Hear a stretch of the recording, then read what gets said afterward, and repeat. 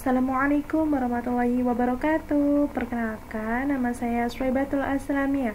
Saya dari Prodi Manajemen Pendidikan Islam, Fakultas Tarbiyah dan Keguruan Universitas UIN Sunan Ampel, Surabaya. Baik teman-teman, kita akan membahas tentang penulisan karya ilmiah. Mari simak video berikut ini. Yang pertama, sistematika penulisan karya ilmiah. Bagian isi. 1. Pendahuluan. Yang pertama, latar belakang masalah. Yang kedua, perumusan masalah. Yang ketiga, pembahasan masalah. Dan yang keempat, tujuan penelitian. Dan yang kelima, manfaat penelitian. Yang kedua, kajian teori atau tinjauan kepustakaan. Yang pertama, pembahasan teori. Dan yang kedua, kerangka pemikiran dan argumentasi keilmuan. Dan yang ketiga, pengajuan hipotesis. Yang ketiga, metodologi penelitian.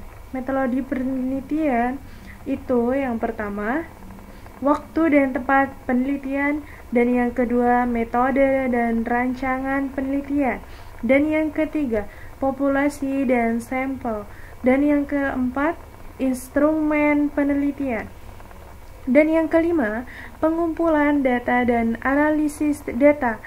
Yang keempat, hasil penelitian.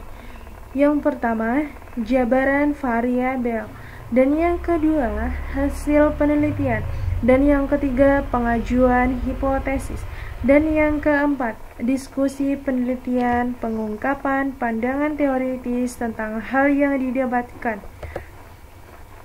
Selanjutnya, bagian penunjang. Bagian penunjang itu terdiri dari daftar pustaka. Yang kedua, lampiran-lampiran antara lain instrumen penelitian. Dan yang ketiga, daftar tabel. Selanjutnya, bagian awal. Bagian awal itu terdiri dari halaman judul. Yang pertama, halaman judul diketik dengan huruf besar. Hendaknya agresif, sesuai dan tepat dengan masalah yang ditulis dan tidak membuka peluang untuk penafsiran ganda. Dan yang kedua, nama penulis dan nomor induk mahasiswa ditulis dengan jelas. Dan yang ketiga, perguruan tinggi asal ditulis dengan jelas. Dan yang keempat, tahun penulisan.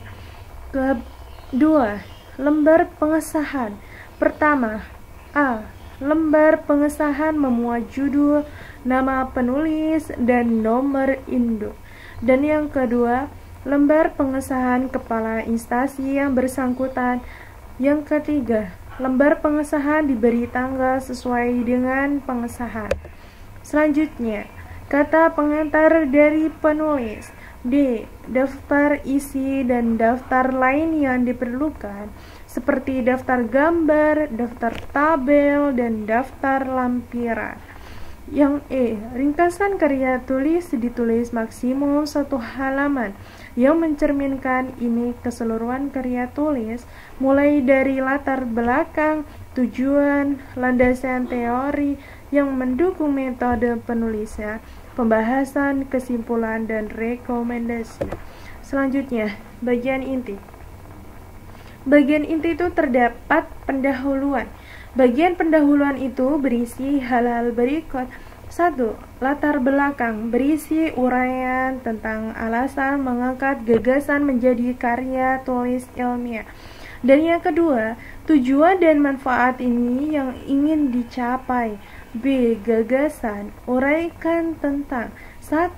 Kondisi kekinian pencetus gagasan diperoleh dari bahan bacaan, wawancara, observasi, imajinasi, dan relevan.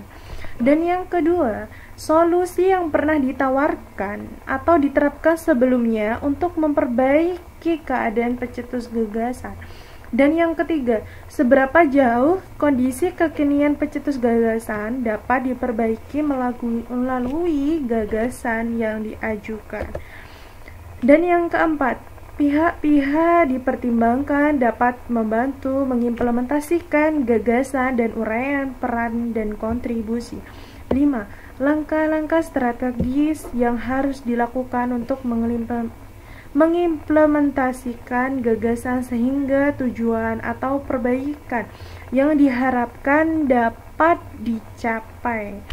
Dan yang terakhir, kesimpulan. Nah, kesimpulan ini harus yang pertama, gagasan yang diajukan. Yang kedua, teknik implementasi yang akan dilakukan. Dan yang ketiga, prediksi hasil yang akan diperoleh atau manfaat dan dampak gagasan. Dan yang terakhir, bagian akhir atau daftar pustaka ditulis untuk memberikan informasi sehingga pembaca dapat mudah menemukan sumber yang disebutkan. Penulis daftar pustaka mengikuti ketentuan yang berlaku. Terima kasih. Wassalamualaikum warahmatullahi wabarakatuh. Jangan lupa like and subscribe.